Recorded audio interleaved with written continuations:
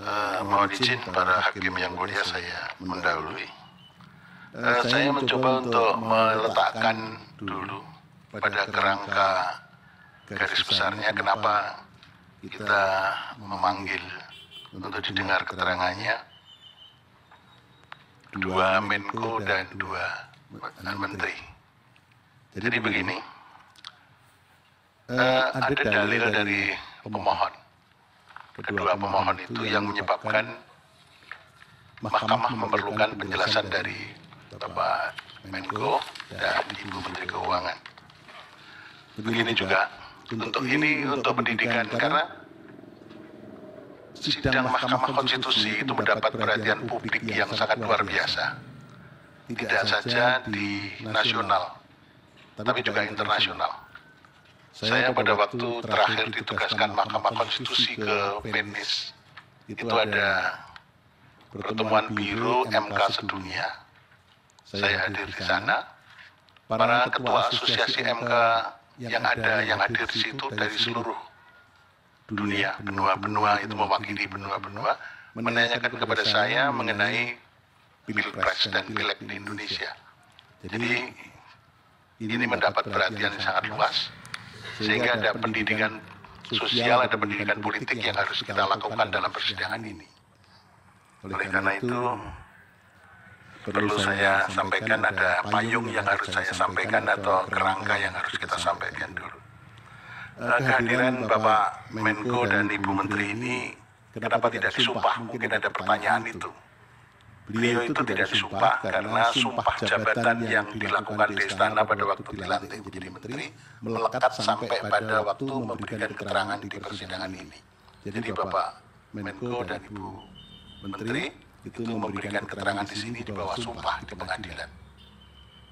Kemudian yang kedua begini, saya kebetulan hakim konstitusi di antara kita bersembilan, itu yang terlibat mengadili Pilpres dan Pileg 3 kali.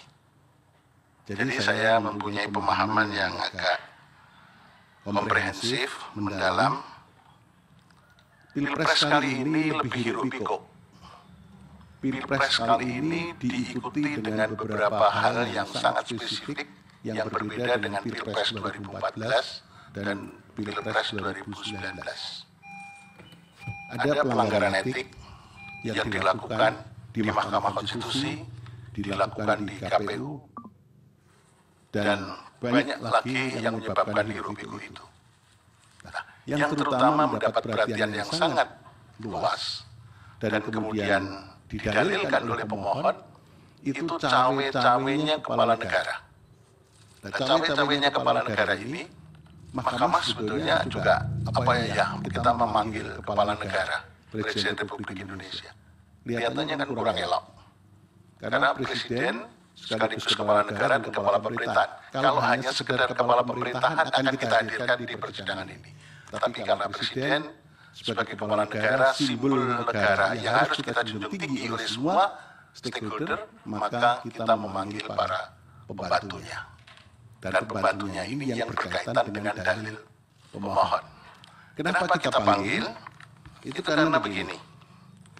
Dalil pemohon mengatakan keberpihakan lembaga kepresidenan dan dukungan Presiden Joko Widodo dalam Pilpres. Nah, itu kemudian memunculkan beberapa hal. Satu, cawe-cawe yang sudah saya sebutkan tadi.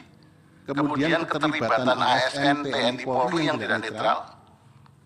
Ada sangkaan dugaan PJ Gubernur, Bupati, Wali Kota. Yang PJ itu juga ikut bermain di situ. Ini sangkaan atau dugaan yang perlu dibuktikan di persidangan ini. Kemudian ada peran serta lurah kepala desa juga yang ikut cawe-cawe, ikut menggalang massa, dan kemudian bansos yang dianggap mempunyai korelasi dengan elektoral. Tapi ternyata dari berbagai diskusi, bansos itu elektoral lebih berkaitan dalam persidangan ini muncul lebih berkaitan dengan elektoral pada pileg legislatif. Nah ini mungkin Pak Erlangga nanti bisa. Jadi yang partai yang naik sesat suaranya adalah Golkar.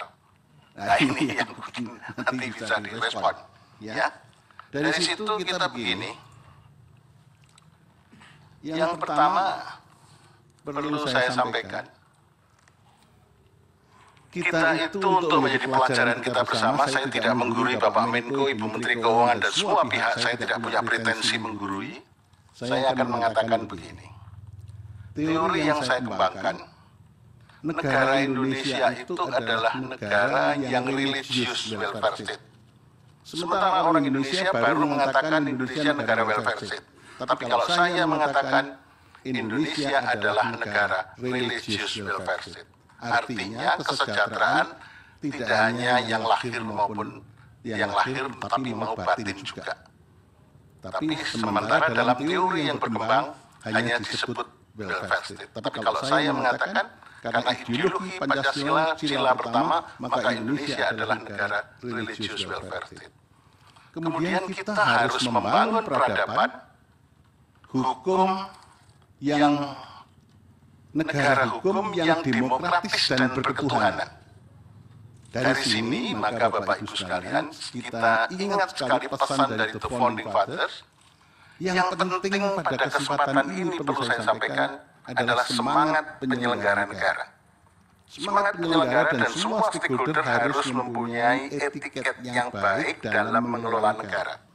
Etiket baik itu berdasarkan etik, moral, hukum, dan nilai-nilai sosial budaya yang berkembang di Indonesia.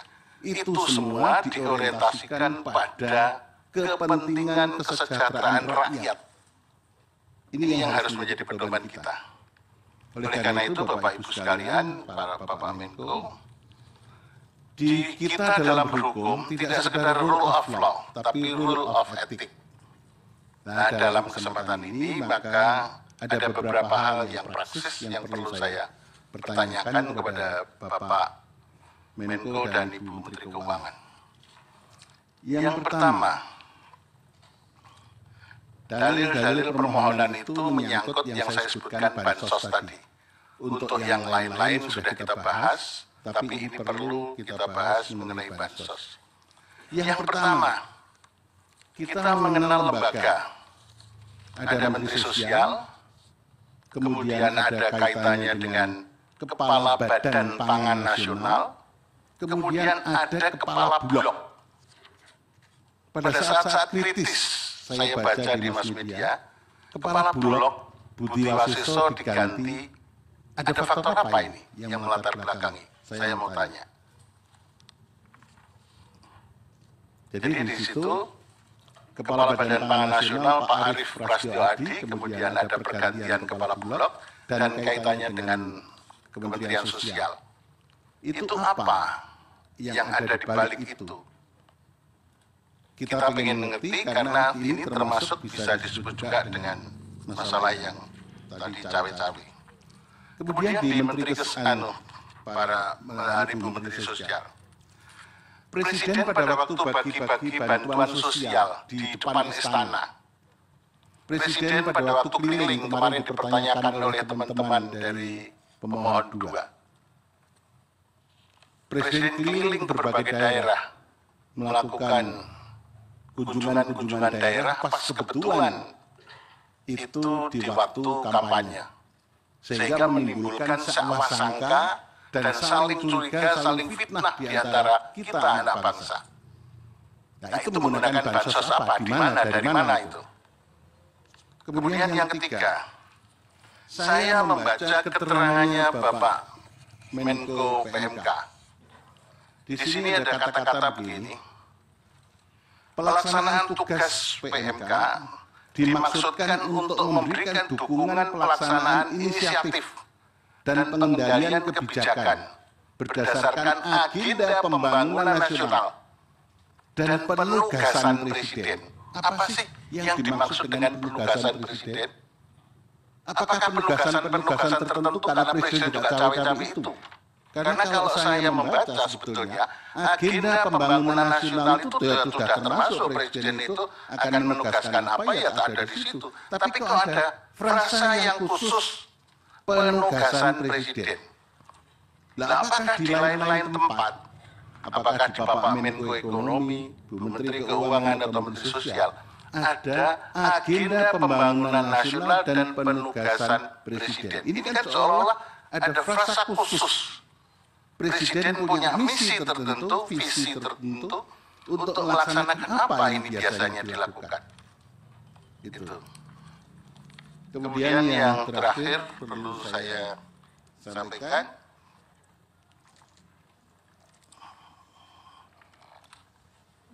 iya, ini catatan saya belum ketemu, nanti saya mungkin bisa sampaikan. Terima kasih. Terima kasih kembalikan Pak Ketua. Mohon maaf Bapak Menko dan Bu Menteri Keuangan.